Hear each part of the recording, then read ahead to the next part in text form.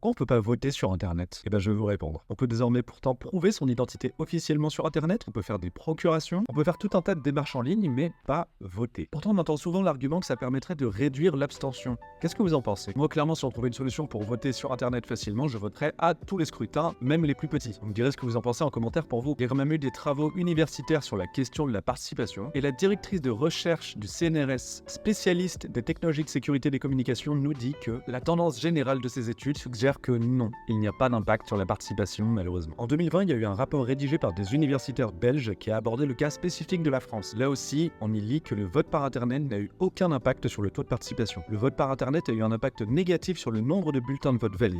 Il y a peu de différence entre les votes papier et les votes par Internet. Je dois avouer que je suis déçu, mais les choses peuvent changer. Il doit sûrement aussi y avoir des histoires de génération, de fracture numérique. Je sais que pour certaines personnes plus âgées autour de moi, le vote, c'est aussi un moment de retrouvailles sociales, alors que pour ma génération, c'est plus un truc un peu chiant qu'il faut faire. Et c'est le risque avancé par les détracteurs du vote en ligne. En 2007, le Conseil constitutionnel français avait déjà adressé une mise en garde contre les machines à voter. On pourrait dire que cette modalité de vote pourrait affaiblir la symbolique de ce moment de citoyenneté en le réduisant à quelques clics sur une page web ou sur une application mobile. Un peu comme si on lançait un jeu ou une série. Là, on vote pour le futur de son pays.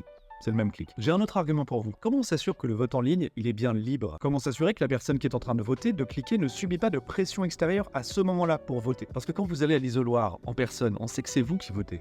Mais si on peut voter en ligne, alors vous pourriez vendre votre vote sous la forme de vos identifiants de connexion à quelqu'un qui serait intéressé par acheter votre vote. Et ça, c'est une problématique très nouvelle. Dans un bureau de vote, il est relativement facile de constater l'intégrité du processus. N'importe qui peut, s'il le désire, assister au dépouillement et y participer. L'urne est transparente, l'isoloir est fait pour n'accueillir qu'une seule personne par cabine. Des représentants de partis peuvent être sur place et vérifier que tout va bien, par exemple. Bien, toute cette transparence, elle est super complexe à retranscrire avec le vote en ligne. Dans l'idée, en fait, il faudrait ouvrir le code source de tous les composants et processus qui ont servi à la comptabilisation des bulletins et à la sécurité du processus. C'est une galère technique sans nom. Et là, on parle d'une galère technique locale, mais vous imaginez la galère technique pour sécuriser le processus contre l'influence étrangère en plus? Déjà en 2016, il y a eu des accusations d'ingérence russe dans la campagne américaine super forte. Bref, vous l'avez compris, le vote en ligne, ça semble être la prochaine évolution de la démocratie moderne, mais elle est soumise à un ensemble de contraintes énormes. Et même avec les technologies extraordinaires actuelles, on n'arrive pas à résoudre tous ces problèmes. Personnellement, je vois un avenir de la technologie blockchain dans cette histoire d'authentification. Ça ne suffira pas à résoudre tout un tas de nouvelles problématiques hyper actuelles, comme la revente de votes par exemple. Et on pourrait conclure en disant que cette technologie de vote en ligne,